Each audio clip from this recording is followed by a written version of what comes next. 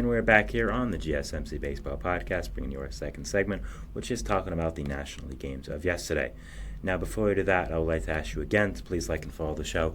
We do get a number of questions from viewers, so to ensure that your question does get read in the air, please use the link gsmcpodcast.net. It really does help the show, and it really does mean a lot, so thank you so much for that.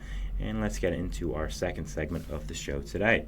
All right, as we talked about, it is going to be about the National League games of yesterday. We just did the American League, so it's only fitting to do the National. So yeah, let's get into it. So the first game we have on the agenda is going to be the final game of this Mets and Giants series. After a big momentum shift with the Mets winning 6 straight in Los Angeles and winning that series, they've lost 2 straight to the Giants, so they're hoping to get back on track with the series and get a win in this afternoon game. So scoring would open up in the top of the third for the Mets, with Francisco Lindor hitting his third home run of the year, a 2-run shot to make it 2-0 Mets. Really nice job by Lindor to homer off a righty. Lindor has struggled a lot batting as a lefty this year, so a really good sign for the Mets that he is hitting a home run as a lefty. Top of the fourth, Tyrone Taylor would add on for the Mets with a solo home run, his second of the year, to make it 3-0. Taylor's been a really, really solid bat since coming to the Mets and just been a really good player. Top of the fifth, Tyrone Taylor would hit an RBI double to score Pete Alonso and Brett Beatty to make it 5-0. Just as I said, Tyrone Taylor's been a really, really great player since coming to the Mets, a really great pickup, and just keeps showing why over there. Then Jeff McNeil would hit an RBI single to make it 6-0 Mets. They would just be running away with it at this point. Bottom of the seventh, Tyler Fitzgerald would get a run on the board for the Giants, hitting a solo home run, his first of the year. But Francisco Lindor would hit his second home run of the game to make it 8-1, scoring Brandon Nimmo. And just, again, a great game by Lindor. 2 home runs for him. Just a really, really great job for a guy that's been struggling a lot with his batting this year. Looks like he's getting it going, and looks like he's finally getting that hot streak a lot of Mets fans are waiting on. Bottom of the ninth, Mike Conforto would reach on a throwing error by Pete Alonso, scoring Lamont Wade Jr., but it will be no match as the Giants would end up losing this game 8-2 to the Mets, and the Mets would end up getting 1 game in the series. Giants would still win the series, so good job for them, but nice job by the Mets to snag the last game and leave on a high note. The Mets had Sean Manaea on the mound against his former team. 4 2/3 innings pitched, 4 hits, no earned runs, 4 walks, 6 strikeouts. A Mets pitcher has not touched the mound of the 7th inning the entire year so far. So while the pitchers have been good, Severino's been good, Manaea's especially been good, you need to get some more depth. You need to get some more innings out of your rotation. Manaea had a great start, no earned runs, but only 4 2/3 innings. You need him to go deeper into games. That's a problem. That is a problem for the Mets right now. Giants had an opener on the mound, and they had an opener all game. Ryan Walker, who went an inning pitch, only giving up 1 hit. Main guy was Sean Jelly, who I apologize for pronouncing that name wrong. I've never gotten his name right. He went 2 2/3 innings pitch, giving up 2 hits, 3 earned runs. Mainly the bulk guy, but still mainly relievers. So just kind of a opener game all the way for the Giants. So okay game for the Giants there. You definitely like to win it, but you still won the series, so it's not the worst thing ever. So actually, Francisco Lindor became the first Mets shortstop with a 4-hit, 4 RBI, and 2 home run game yesterday. So a great accomplishment for him. And just like I said, any hitting thing right now that Lindor has going on, I think is really good. And overall, just looking forward to seeing how he can improve his hitting throughout the year. But this is a really nice start. The next game we have is going to be Cubs and Astros. Bottom of the first, Michael Busch would hit a sacrifice fly to score Nico Horner to make it 1-0 Chicago. Then Dansby Swanson would hit a 3-run home run to make it 4-0 Chicago in the bottom of the first. The Astros would get some runs on the board in the top of the third with a Jake Myers sacrifice bunt to score John Singleton. Then a Alex Bregman RBI single. Top of the ninth as well, Jose Altuve would hit 6 home run of the year and make it 4-3 Chicago. But the Astros still end up losing 4-3, and they would not score after that. Just continuing this rough year for the Astros, 7-18 now, 11 games under 500. I mean, man, oh man, they have been bad. Oh my goodness, they've been bad. Nobody expected this, and I think we could be seeing the end of their dynasty right now. I don't know if I'm going that far because I think a lot of it has to do with injuries, specifically to their pitching staff. But, man, they have really, really not looked good. And if I'm an Astros fan, I'd start to worry now. This is where I'd start to worry. They had on the mound Spencer Arrighetti, who again just has been awful this year. 3 2/3 innings pitched, 7 hits, 4 earned runs, 2 walks, 7 strikeouts, 11 ERA on the season now. So has just not been what the Astros needed out of their depth arms in that rotation. For the Cubs, they had Jameson Taillon. He went 5 2/3 innings pitched, giving them 7 hits, 2 runs, 1 earned, 2 walks, and 4 strikeouts, a 1.69 ERA on the season. So a really nice start and just a really great bounce back season for Taillon. Had a really rough season last year with the Cubs in his first year there. So really nice job to bounce back and have a great season this year. Put in the work this offseason and it's showing. Next game we have is Diamondbacks and Cardinals. Top of the first, Christian Walker would hit a sacrifice fly for the Diamondbacks, making it 1-0. But after that, it will be all Cardinals, as in the bottom of the sixth, Nolan Arenado would hit an RBI single to make it 1-1. Then a wild pitch by Jordan Montgomery would score Wilson Contreras to make it 2-1. Nolan Gorman would hit a RBI single to make it 3-1, and a Lars Nootbaar RBI double to make it 5-1 would end up winning the game for the Cardinals, as they would end up winning 5-1.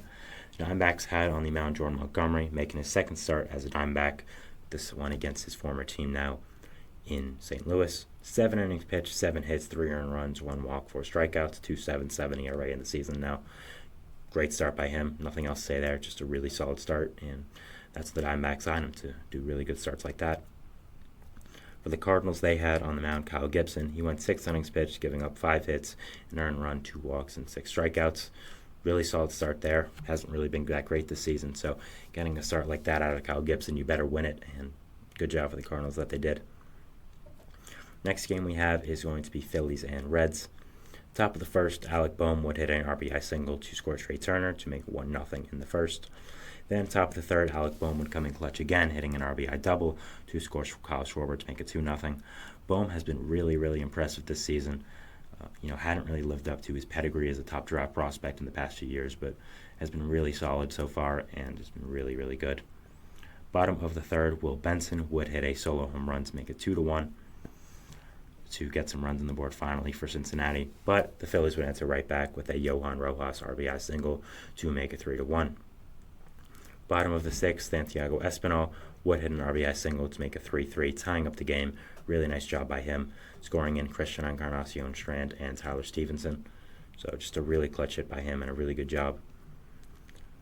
Will Benson would then hit an RBI single to make it 4-3 Cincinnati, and an Ellie De La Cruz ground rule double that would score Stuart Fairchild to make it 5-3 Cincinnati.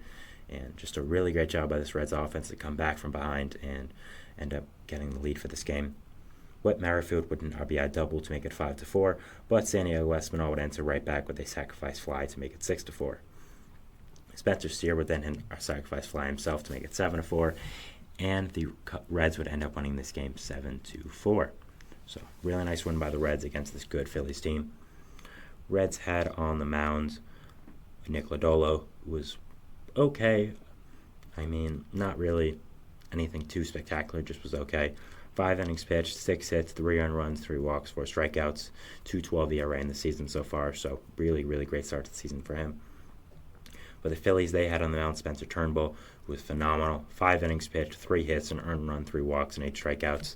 Turnbull has just been fantastic so far this season for the Phillies. I mean, what a great signing he has been. It's going to be unfortunate that he's going to lose his spot in the rotation of Taijuan Walker, but Turnbull has been a really, really excellent signing by the Phillies, and hopefully he can get some more opportunities for this rotation. I think Phillies fans want it, and I'm interested to see if he can continue doing this. But a really great start to the season by him, and hopefully he does not lose his job. Next game we have is going to be Brewers and Pirates. The scoring would open up in the top of the third with a William Contreras RBI single to score Sal Frelick to make it 1-0. Then Rhys Hoskins would get hit by a pitch with the bases loaded to make it 2-0. And then a Blake Perkins walk would make it 3-0. Bottom of the third, Brian Reynolds would hit a 2-run home run, his third of the year, to make it 3-2. But after that, nobody would score, and the Brewers end up winning this short-lived game 3-2.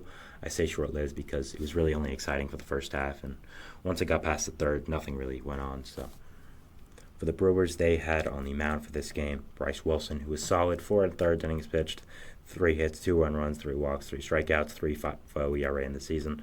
Not the best. Again, you'd like to see him go deeper into games. I feel like I'm saying that with every single pitcher nowadays, but still okay, and didn't give up that many runs. It was an okay start. For the Pirates, they had on the mound Josh Fleming, who went 2 1/3 innings pitched, giving up 1 hit, 2 runs, none earned, 2 walks, and a strikeout, a 1.42 ERA on the season. Good job for the opener by him, and just a quality start overall for Fleming, and nice job to eat some innings for this Pirates team. Next game we have is going to be Dodgers and Nationals. Opening up this game now in the scoring would be top of the first with a Will Smith RBI single to make it 1-0. Then a Mookie Betts RBI single in the top of the second to make it 3-0. Nick Senzel would answer back for the Nationals, making it 3-1 with a solo home run. And a Joey Meneses walk with the bases loaded would make it 3-2. A Max Muncy RBI single would make it 4-2 LA, and then a Gavin Lux single would make it 6-2. And Andy Pages solo shot, his second as a major leaguer, would make it 7-2.